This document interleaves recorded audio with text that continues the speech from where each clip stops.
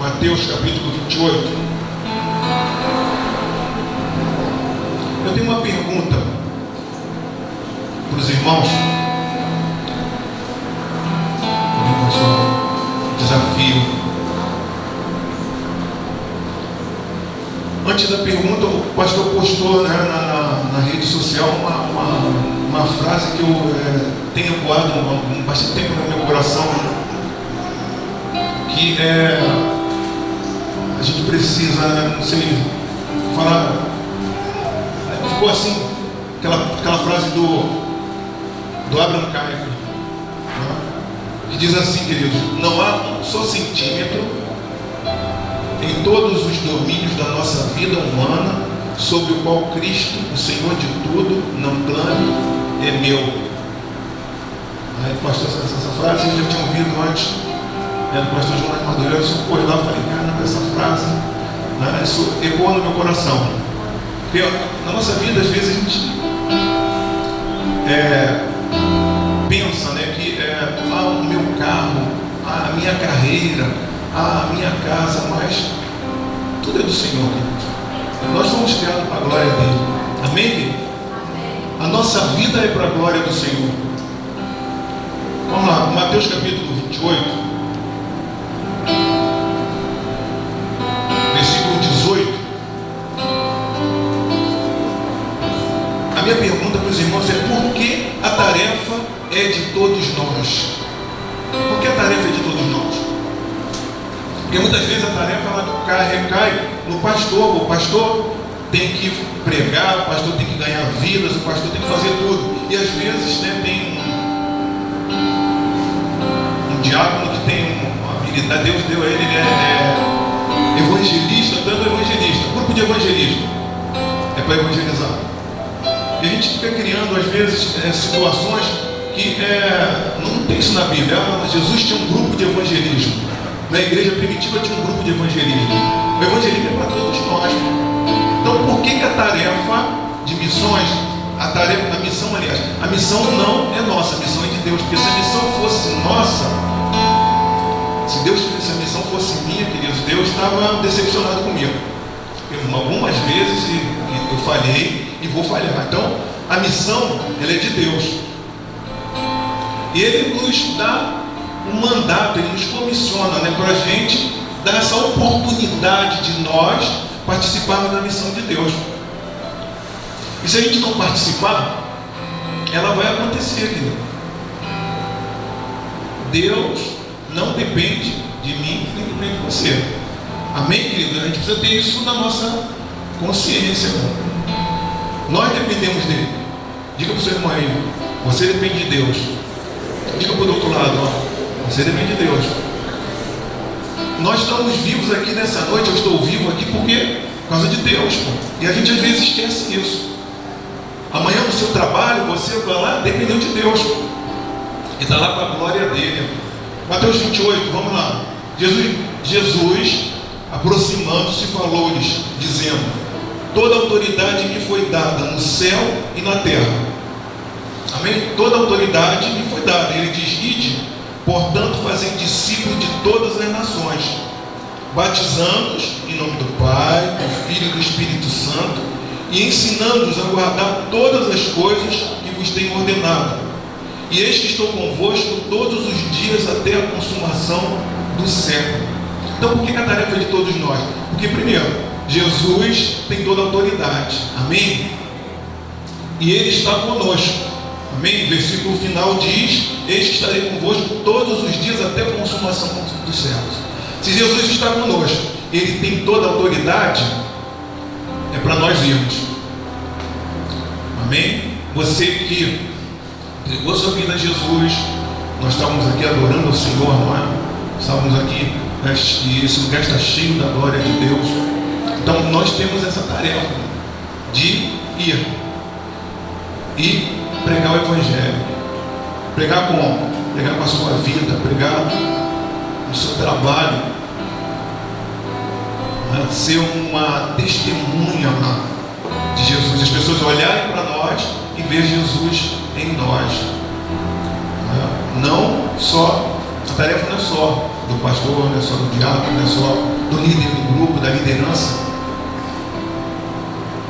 Há algum tempo a gente tem feito isso, mas a tarefa é de cada um de nós. E eu quero a seguir falar para os irmãos de 5 razões porque a gente precisa se envolver com essa tarefa. E a primeira razão é que há uma promessa a ser atendida. Existe uma promessa. Lá em Gênesis 12, não precisa abrir, Deus chama Abraão e diz que todas as famílias da terra seriam abençoadas. Amém? Você está na terra, você tem uma família na terra, então todas vão ser abençoadas. E essa tarefa, Deus dá a Abraão. Aí você poderia me perguntar assim: poxa, mas Deus essa tarefa a Abraão, eu estou no século 21, o que eu tenho a ver com isso? E aí a Bíblia te responde de novo. Gálatas capítulo 3, versículo 7 diz assim: portanto vocês devem saber que os verdadeiros descendentes de Abraão são quem? Os da fé. Então nós, porque acreditamos em Jesus, nós também, então a tarefa também é nossa. Queria pedir a você, comigo, por favor, você abrisse a sua Bíblia, 2 Coríntios 5, de 18 a 20. Esse vai ser o texto aqui.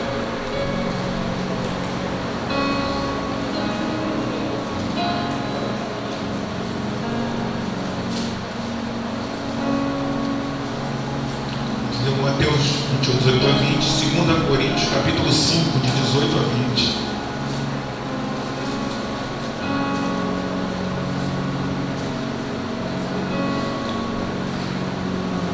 Porque a tarefa é de todos nós.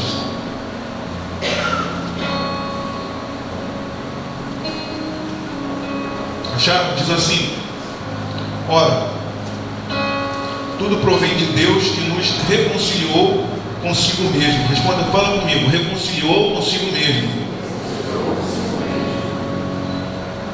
por meio de Cristo, e nos deu o ministério da reconciliação, a saber, que Deus estava em Cristo reconciliando consigo o mundo, não imputando aos homens as suas transgressões, e nos confiou a palavra da reconciliação, de sorte que somos embaixadores em nome de Cristo, como se Deus exortasse por nosso intermédio.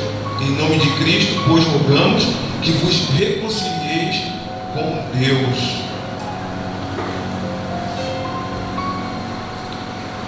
Então, Jesus, por causa do pecado, a gente estava separado. Jesus vem e nos reconcilia com Deus e nos torna o quê? Embaixadores também para reconciliar outros. Então, por que a tarefa é de todos nós, né? Primeiro, porque Jesus nos deu ide e pregar o Evangelho. E a gente precisa fazer também a segunda parte, ensinando-os tudo que ele ensinou a gente. Eu tenho nesses dias pensado nisso. E por que muitas pessoas têm se desviado? A gente pensa, por que fulano estava andando com a gente? Por que fulano? E aí, a pergunta que eu faço para mim: eu ensinei ele. Porque eu, em 1982, quando me converti, passei por aquele processo, fui ensinado, até hoje, aprendendo, fui discipulado. E não por meu mérito, mas glória a Deus, eu não desviei do Evangelho. E já passei por muitas circunstâncias difíceis, com irmãos, com líderes. E eu fiquei me perguntando, por que eu continuei? Porque as pessoas me ensinaram, pessoas me discipularam. Pastor Pereira, irmão amado, aprendi muito com o pastor Pereira.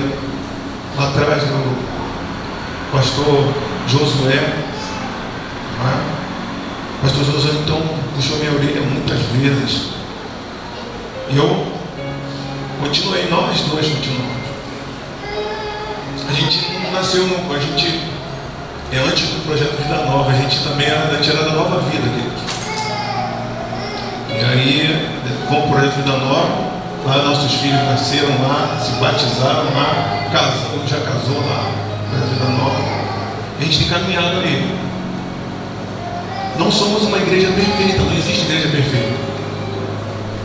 Não é? Nós estamos sendo treinados, estamos sendo assim, aperfeiçoados. E a gente precisa praticar isso, levar outras pessoas também. A sua vida é uma bênção. É uma bênção a sua vida? A minha é. Mesmo com as dificuldades, mesmo com as enfermidades que a gente enfrenta, mas a minha vida é uma bênção. Seria muito pior lá atrás, quando eu não tinha Jesus, era muito pior. Mas eu preciso que essa bênção também alcance outros. E aí, o pastor sozinho não consegue. Agora, cada um de nós multiplicando, cada um de nós fazendo a nossa parte, né, na missão de Deus, a coisa anda muito mais rápido, menino. A gente vai muito mais longe, nós juntos vamos muito mais longe. Então, a primeira razão para eu me envolver, que é uma promessa sem entendida. A segunda razão, há um acordo a ser cumprido. Por isso que eu li Gênesis, 2 Coríntios capítulo 5, versículo 18, diz assim, ó, tudo provém de Deus e reconciliou consigo mesmo. É um conceito simples. Fomos reconciliados para reconciliar. Nós estávamos separados de Deus. Jesus morre na cruz, né, e nos reconcilia com Deus. Por que nós não podemos também levar outras pessoas a Jesus? Levar outras pessoas a se reconciliarem com Deus? O pecado nos separou de Deus, afastando a sua presença. Ele, porém, através da cruz, não somente nos trouxe a sua presença, como nos tornou agente de reconciliação. Eu e você, agente de reconciliação. Terceira razão para eu seguir, me envolver com essa tarefa, com a missão de Deus, é que há uma tragédia a ser evitada. O motivo mais importante para que se pregue o Evangelho a todos os povos, qual é o motivo mais importante? Para a glória de Deus. Nós fomos criados para a glória de Deus. O segundo motivo é para evitar que o destino dos perdidos. Multidões estão indo para o inferno todos os dias porque não conhecem a verdade. Isso comove a gente. Pessoas estão perdendo a vida, indo para o inferno, não sem esperança. Será que isso consegue nos comover? Será que isso consegue tocar no nosso coração? João 3, versículo 18, diz assim, não se abre não. Quem nele crê não é julgado. O que não crê já está julgado. A gente precisa se comover com o perdido. Se comover. Eu passo ali nós frequentamos aí de governador. E a gente está tendo uma obra, né? A gente passa ali, rapaz, aquilo me... Quantidade de pessoas, né, viciadas em crack ali, sim. E eu oro e falo, Deus, eu sei que eles não precisam de comida. A gente vê os irmãos, né, online. Não precisam de... Eu falo, Deus, o que a gente pode? Eu pedi perguntar a Deus, o que eu posso fazer para mudar essa situação? Que eu me incomodo. Eu também perdi um irmão e perdi um sobrinho por causa das drogas. Um sobrinho, o nome, sabe o nome dele? Israel. Isso, até hoje a gente não conseguiu, orando, a gente, né, conheceu a palavra, pastor. Isso machucou muita gente. Até hoje a gente lembra. Outro dia a Mara está lembrando do aniversário do Israel, que ele está fazendo quantos? 28 anos. A gente fica lembrando disso, a gente sabe disso. A gente precisa se compadecer das pessoas, a gente precisa se precisa se envolver com a missão de Deus. Quarto motivo, há uma demanda a ser considerada. Mateus 9, de 36 a 37, Jesus sentiu compaixão das multidões e afirmou: a seara é grande, mas os trabalhadores são poucos. Toda noite, toda madrugada, minha oração, eu botei essa frase lá no meu caderninho: pastor, Senhor, envia trabalhadores. A seara é grande, os trabalhadores são poucos. Senhor, envia trabalhadores. Estima-se, dá uma estatística para os irmãos, eu gosto de número. Estima-se que 1 em cada 20.000 cristãos tenha se tornado, em alguma fase da vida, um missionário transcultural. O que é isso? Ele, numa outra cultura, ele ministrou o evangelho. Raimundo agora está indo para outra cultura. Aí eu falei, já estava falando, uma igreja, vou plantar uma igreja lá, Projeto Vida Nova. Isso é uma característica nossa, né? Por onde a gente vai, Deus usa a gente lá, a gente já tem uma coisa no nosso coração. Queridos, as igrejas que a gente tem fora do país nasceram assim, de pessoas que foram e começaram a trabalhar, não se adaptaram, e aí temos irmãos em Bruxelas, saiu de Portugal, foram para Bruxelas, já começaram um grupo de vida em Bruxelas. Deus está movimentando a gente, está impulsionando. Às vezes a gente fica parado, às vezes a gente fica ali, mas Deus tem mexido no nosso meio, pessoas, de levar pessoas para lugares assim tremendos. A gente nunca imaginou, a gente nunca pensou. Deus tem levado pessoas. Então há uma demanda, a gente precisa se envolver nessa missão de Deus. E a quinta razão, queridos, há um projeto a ser concretizado. Apocalipse, abra comigo aí, Apocalipse 5, versículo 9.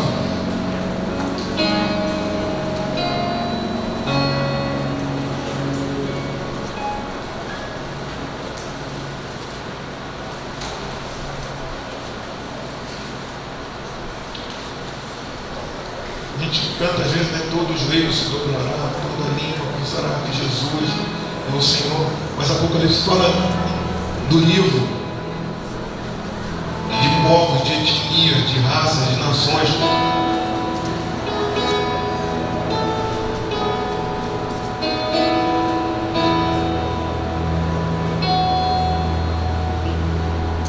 É um cântico, E entoava um novo cântico dizendo: tu és digno de tomar o livro e de abrir os selos, porque fostes morto com teu sangue, compraste para Deus os que procedem de toda a tribo, toda a língua, todo o povo e toda a nação.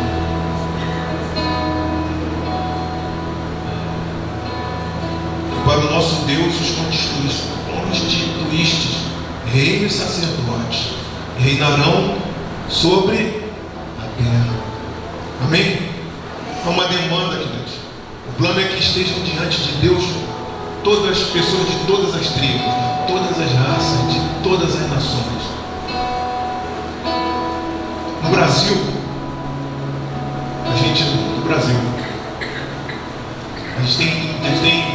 tem o país 1500, a gente descobriram o Brasil e antes de descobrir já tinham crentes aqui no Brasil, aqui no Rio de Janeiro. Rio de Janeiro já tinha os huguenotes aí, os calvinistas já, junto com os tamoios, aí foram expulsos. Mas vieram depois a Assembleia de Deus, batistas e outros. E a gente tem povos ainda que não tem a Bíblia na língua deles. E tem indígenas que tem a língua deles ainda. A questão de uns 2 anos, eu acho, um grupo de missionários foram liderados lá pelo Ronaldo Lidório, que atingiram 2 tribos, a Mura e Sateré Maué. E eles têm 50 missionários trabalhando para traduzir o Novo Testamento para a língua deles. Na África tem, só no Brasil a gente tem 10.000 comunidades ribeirinhas sem presença nenhuma evangélica. O sertão, Mara teve também o sertão, em Acauã, né? A gente tem alguns municípios, 2.000 e poucos municípios, sem uma presença evangélica. Nem só no Brasil ainda. Então, eu tenho aqui, 117 etnias sem a presença missionária e sem conhecimento do Evangelho. Precisa de ser traduzido. A tradução de uma Bíblia leva anos. A primeira vez que eu estive na Jogum, foi eu, o pastor Armando, foi visitar Laércio, 2007, se eu não me engano. 2007, né? Acho que foi 2007. Tinha um grupo de americanos que saíram dos Estados Unidos. Eles estavam voltando em 2007. Aí você diminui 40 anos.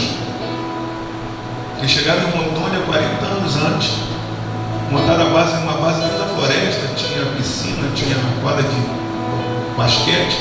Eles passaram 40 anos aqui para traduzir a Bíblia, só o Novo Testamento. Traduziram aquilo, cumpriram a missão e estavam voltando para cá, se aposentando. 40 anos. De repente, no nosso meio, a gente tem alguém que Deus está trabalhando aí sobre, sei lá, estudou letras, não é? Estudou grego e vai traduzir a Bíblia numa linguagem dessa. A gente crê nisso. Clóvis, pastor Clóvis. Quando de tradução da Bíblia, eu falei, poxa, Clóvis, mestre em grego. Ciganos, a gente tem no Brasil, falando Brasil, 700, peguei esse dado da CEPAL, 700 mil ciganos da etnia Calon no Brasil. Apenas 1.000 se declaram crentes. Está espalhado em todo o território nacional. Sertanejos, 6 mil assentamentos sem a presença de uma igreja evangélica. Isso aqui no sertão do Brasil. Quilombolas, etnia de negros, né? A nossa formação. Eu sei que, não sei se é Paraty, Angra dos Reis, tem uma aldeia quilombola aqui perto de nós. Não sei se eles são. Paraty, né?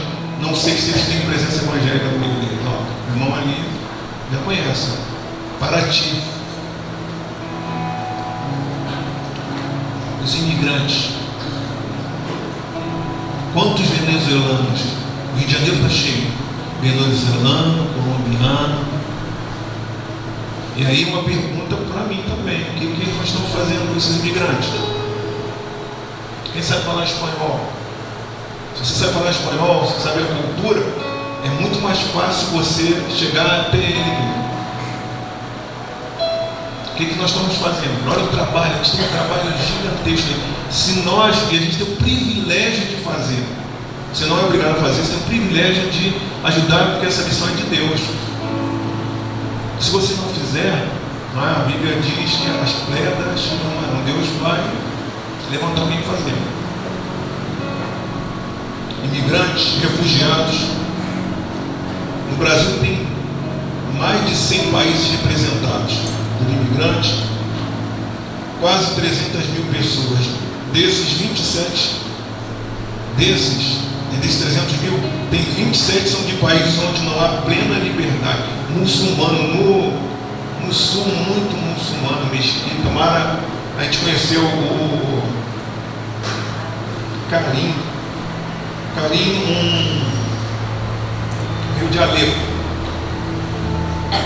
refugiado, né? Se convertido lá, se converteu aqui, trouxe a família. Ela teve contato com ele em Curitiba, né? Lá na base da MAS. Surdos, outra classe, né, de pessoas que precisam de gente para falar de Jesus para eles. Os mais ricos e os mais pobres. E como eu posso fazer isso? Eu quero encerrar. A gente sempre fala indo, você pode ir. Eu creio que Deus tem enviando pessoas. Você pode ser um mobilizador. Essa palavra é nova. Eu lembro, indo, orando e contribuindo. Mas você pode mobilizar pessoas. Eu fiquei assim, impactado com os irmãos lá de Portugal se mobilizando, né, para enviar alimento, para enviar roupa, para enviar oferta. Estão indo os irmãos de Lisboa, estão indo programando uma viagem. Eles vão conhecer Moçambique. Não, Moçambique não. Guiné-Bissau. Moçambique é o pessoal de Espinho. Estão trabalhando lá, estão recolhendo roupa, fazendo trabalho. Quer dizer, a mobilização é um trabalho que a gente pode fazer também. Se mobilizar as pessoas. Você pode acolher, eu falei dos refugiados, né? Acolher pessoas. E a gente, mais importante, né? Eu deixei no final a gente orar. Né? Orar pelas nações. A gente teve a conferência missionária, eu não estava aí, mas a gente assistiu pela internet. Apesar de 4 horas de diferença. Né? A gente assistiu com os irmãos de Vibrar, os irmãos de Lisboa estavam lá assistindo. Ficaram impactados, né, com as coisas. Só falavam disso. 4 horas de diferença. Aqui é 8 horas, lá são 12, meia-noite. Estavam lá investindo nisso. Nessa noite, meus irmãos, eu vou na última forma. Eu queria encerrar lendo um texto que diz assim: partilhe a sua fé. Diz assim: sim, entretanto, se anunciar o Evangelho é um dos nossos maiores privilégios, é também um dos maiores desafios. Agrave barreiras à evangelização. A primeira é a má compreensão da natureza do Evangelho. Sob a influência liberal, na segunda metade do século passado, o Evangelho foi relido a partir de lentes mais sociológicas do que teológicas. Uma das nocivas consequências foi igualar o Evangelho à igreja. E assim evangelizar se tornou-se proclamar a igreja e os redimidos, e não a Cristo, o Redentor. Passou-se a falar mais dos cristãos e menos de Cristo, apresentar mais a obra da igreja do que a obra de Cristo, exaltar mais os heróis da igreja do que o nome acima de todo nome, levantar mais alta a bandeira eclesiástica do que a bandeira do Cordeiro de Deus, que tira o pecado do mundo. Precisamos resgatar a compreensão bíblica de que o Evangelho é Jesus Cristo. Se lhe forem dados apenas 5 minutos para partilhar o Evangelho com alguém, conte a história de Jesus. Quantas vezes nós encontramos com pessoas no ônibus, no meio de transporte, né, no supermercado, e às vezes a pessoa está falando do crime que aconteceu, essa tragédia que aconteceu, né, no nosso meio, e que a gente vai pagar um preço por isso. A gente é corpo de Cristo. Queridos, o que eu faço, às vezes eu penso muito nisso na minha vida, na minha família. O que eu faço, eu não sou dono da minha vida, não. O que eu faço atinge a igreja, amigo. Você que é membro, porque eu tenho um título missionário, não. A gente faz parte do corpo. Se você fura o dedo ou dá uma topada, dói. Se você comete alguma coisa, isso atinge o corpo de Cristo. A gente precisa, né? Não sei se você tem essa consciência, você tem essa consciência, eu tenho essa consciência. As decisões que eu tomo, as coisas que eu faço, elas, uma hora atingem o corpo de Cristo. Essa tragédia que aconteceu nessa família vai trazer, vai trazer consequência. Nós vamos ser atingidos por isso, de uma forma ou de outra. O Evangelho fica mais difícil de ser pregado, as pessoas, o pastor, é o pastor, tudo é o pastor. Então, se você tiver 5 minutos, conta a história de Jesus. Lancemos todas as sementes, pois não sabemos qual germinará. Distribua a literatura, introduza a convicção e fé nas conversações, convide alguém para visitar a igreja, envie mensagens eletrônicas que levem à reflexão espiritual. Tenha uma vida compatível com a sua fé. Ame ao ponto de se envolver com o aflito. Vá às praças, às ruas, às matas, os desertos. Fale sobre a única verdade sobre a qual não podemos nos calar.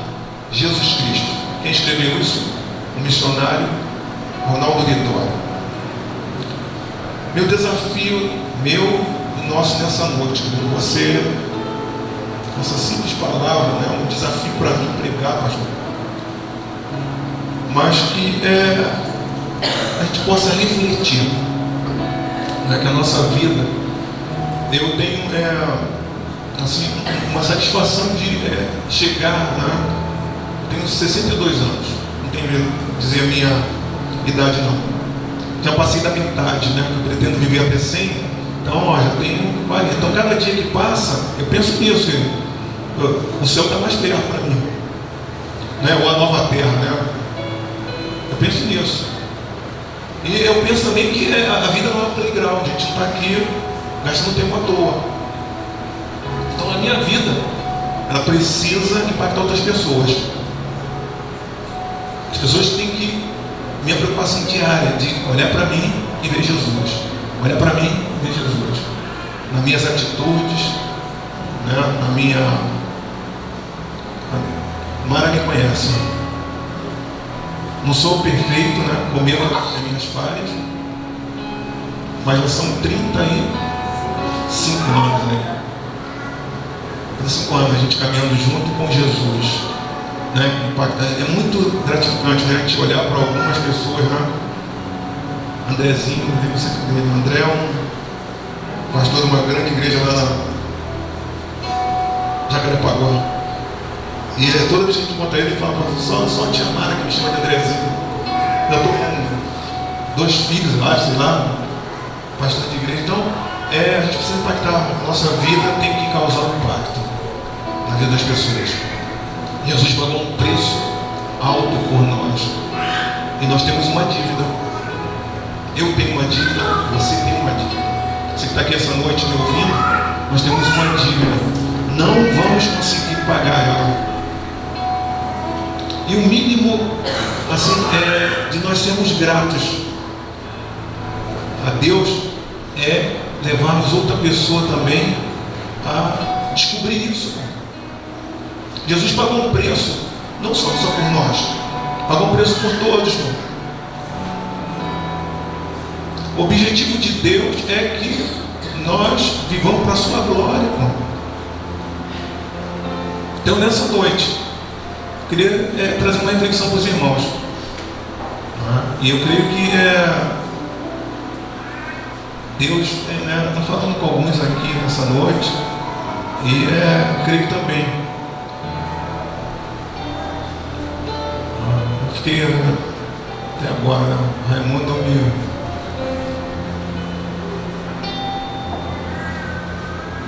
Oh Deus, muito obrigado, Senhor. Você, né? Missionário, né? Rapaz, deixar só indo, queridos. A gente, né, eu não sei o que é isso, tá? Por poucos dias, 22 dias, agora a gente saiu da nossa cultura e foi para outra. Rapaz, você é estrangeiro, pastor,